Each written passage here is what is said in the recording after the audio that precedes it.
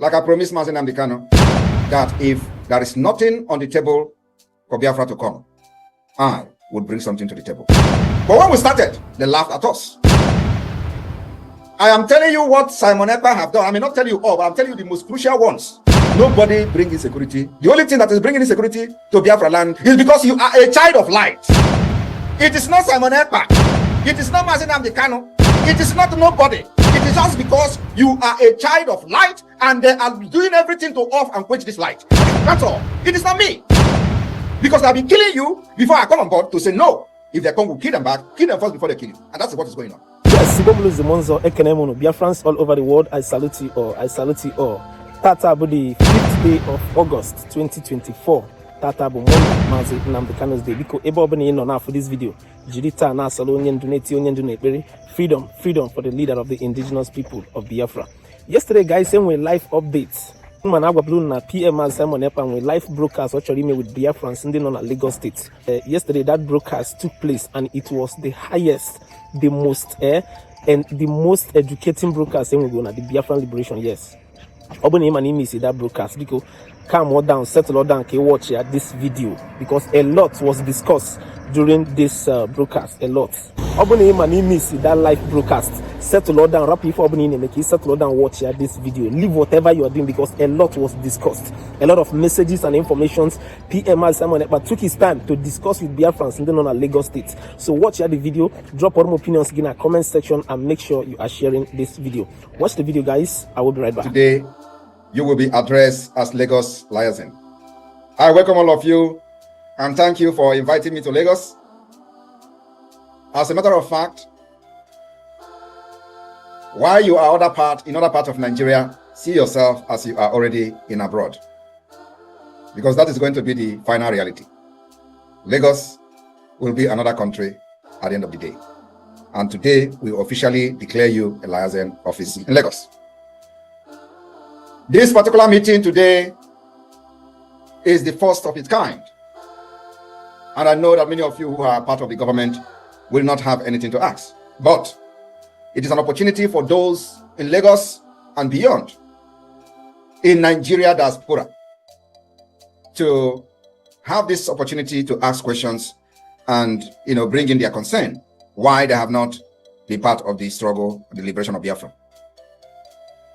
My fellow Biafrans, I welcome all of you today. I come with message of hope. This is the time to come together and make this freedom a reality. The admin of Lagos Liaison has just taken word out of my mouth, but I will go further to give some light in what he has said.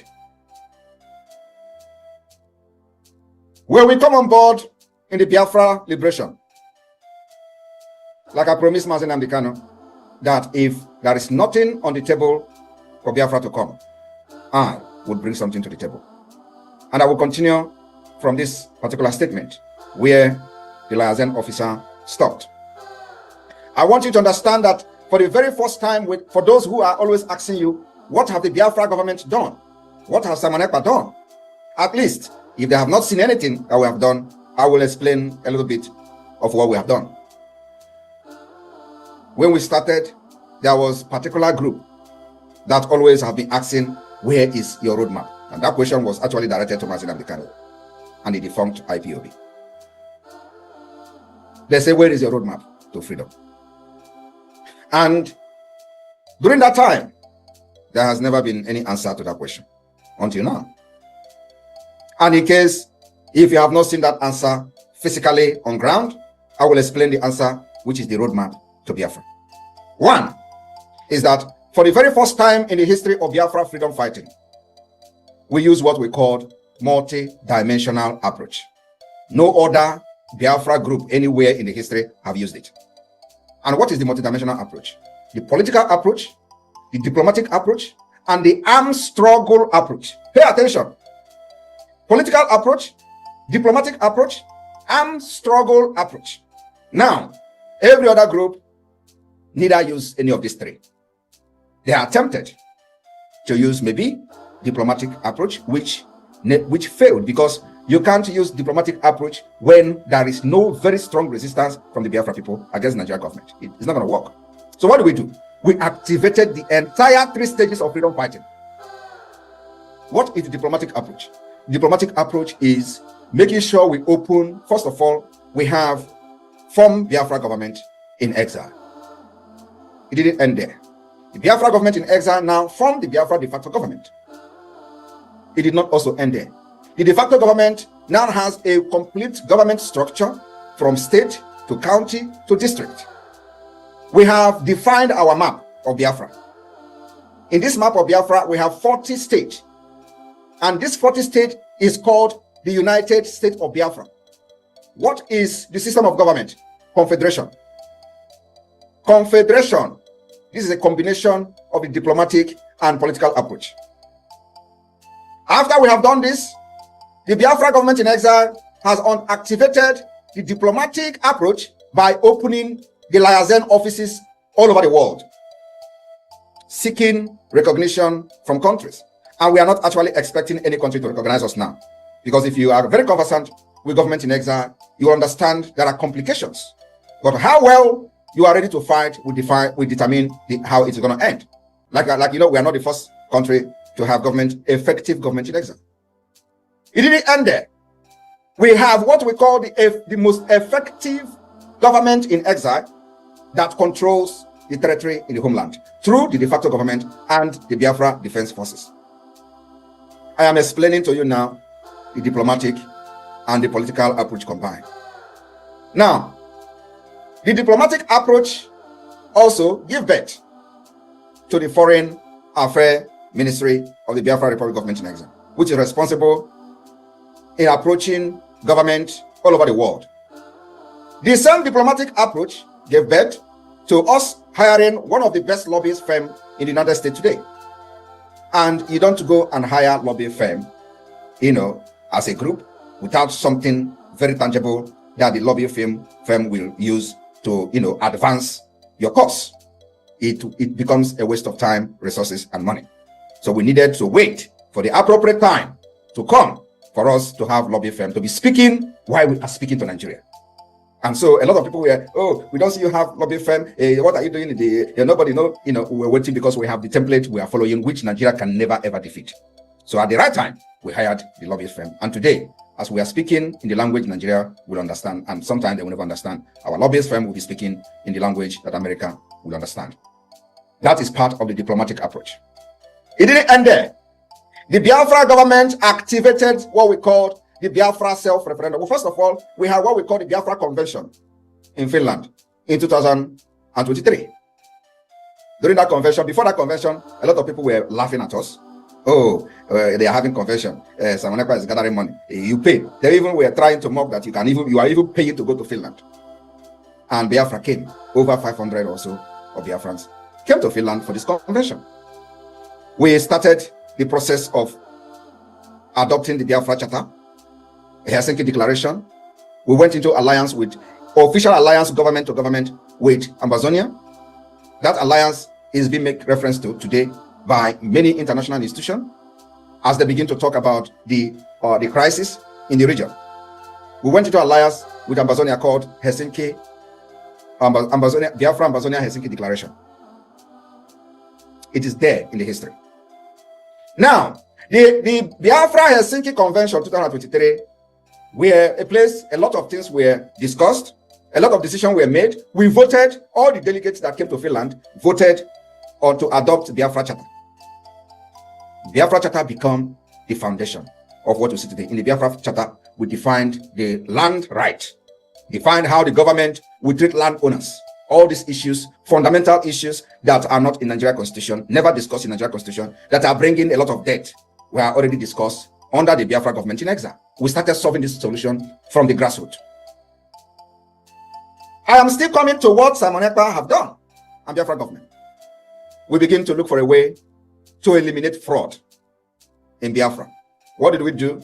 We unveiled the Biafra Security Administration, a department in Biafra Republic Government in Exile and Biafra de facto government. This department is responsible for issuance of national identity card and national security number. And then, of course, they are also responsible for the collection of Biafra database. So what do? We design one of the most secured national identity card as a government in exile, because our vision is to eliminate everything that Nigeria has done and impacted negatively on ourselves in our identity. Because today, if you go anywhere presenting any Nigeria ID card or passport, you are seen as a criminal. We decided to develop a system that will eliminate that. We went into research. We went into conferences to look for a solution to this particular problem. We went to many conferences within Europe, within Scandinavia. And finally, we found a solution to it. And today, we have what we call the Biafra Security Administration that is responsible for issuance of Biafra National Identity Card, well secured with facial recognition. That is part of the political solution or the political approach, making sure that we met the international requirement for a statehood under the Montevideo Convention. A lot of you don't know this. We have met that requirement through different multi-dimensional approach that we have applied in the course of our freedom. It didn't end there. We continued and we unveiled the Biafra self-referendum, which was a continuation and a product of the Helsinki Convention of 2023. If you watch some of the video clip while we visited the office of Biafra Lazen in Finland, the opening, when we were in Finland, I made a speech from that office where I said, the next year, we are going to enter the Biafra self-referendum. And that next year is 2024. We started the Biafra self-referendum voting online. We went the first phase. The second phase, we changed, making sure that because of the difficulties our people are going through with the network and all that, we changed to also adopt a physical voting. And today, we have recorded over 49 million votes. But when we started, they laughed at us. I am telling you what Simon Ekpa have done. I may not tell you all, but I'm telling you the most crucial ones. You people will now use your hands, and because everything we do is on social media, we're not hiding, because it's a fight. If you don't fight for a nation, you don't hide anything. Everything you do needs to be in the public for international community to judge by themselves. And as I'm talking to you today, on the second phase of the Biafra self-referendum, we recorded 30 million votes that have called the attention of international community. As reported by the ORB. Sonny, please, as I am talking, can you share the ORB on the screen, please? I'm going to forward it to you. Go to the media platform, it is there. Share it on the screen. The Biafra self-referendum today has attracted the attention of international community, including the attention of the researchers from reputable institutions. One of them is in the United Kingdom. And they researched on our self-referendum. And this is what they have to say. Keep an eye on Biafra self-referendum. But when we started, they tell you who is the observer. Do you have international observer? Do you have UN coming to back you? Do you have this and do you have that? It didn't end there. Share it on the screen. I want every one of you to go and read this. It is called ORB International, a very powerful institution in the United Kingdom. And the person who wrote this is called by Bridget Dubus, a senior research analyst. And Sonny, I want you to take that thing up, go up. There is a line I would want to read from. Go to the Biafra, go, continue going down, go. And now stop here, please. No, stop on the Biafra independence. Go up. Yes, here. Thank you. If you look at this, you see, why do Biafra want independence? I want everybody to go. I don't have the time to read everything here. I'm just telling you one of the most important achievements of Biafra government. According to Ekpa, the Biafra self-referendum is justified, given the marginalization faced by many Biafrans living in the southeastern region of Nigeria and ineffectiveness of the national government in solving these issues. These are facts. This sentiment, this is the most important line in this whole thing. This sentiment is backed. My sentiment, the Biafra government sentiment, the Biafra Republic government in exile sentiment, the Biafra de facto government sentiment, of which you in Lagos are part of. This report says this sentiment is backed by their ORB International most recent publication or public opinion polling in Nigeria. Are you listening to that? They have went to Nigeria on their own to make public opinion polling even before the Biafra self-referendum issue come on board. Now, they went further to say that this their finding in Nigeria is backed by my opinion on Biafra self-referendum. So which means it is the right thing to do, that the people are tired. Listen again. Let me continue. They said this sentiment is backed by ORB International most recent public opinion polling in Nigeria. Nigerians in the southeast and the south-south region. And you see now that Biafra has been recognized to be south-south and southeast. In case of those who are still beating around the bush and jumping up and down. They said Nigerians in the southeast and south-south region are most likely to perceive the national government as ineffective compared to other regions. The southeast and south-south region, where the location of the historic homeland of the Igbo people who form the core of the secessionist Republic of Biafra, and the high concentration of Biafrans continue to live in these regions. Despite the Igbos being the third largest ethnic group in Nigeria, there has yet to be an Igbo president since the end of war in 1970, leading to the feeling of marginalization among the Igbo people. Now, beyond ethnic marginalization, Biafra Republic government in exile has cited increased threat of security as a justification for self-referendum. The ORB, are you listening? What we are citing as a justification for self-referendum include insecurity. ORB data found that respondents in the southeast region are the most likely to feel unsafe in their communities compared to all respondents, while insecurity issues like kidnapping, killing, and the destruction of property have plagued the southeastern region of Nigeria for years. The level of violence caused by militant and terrorist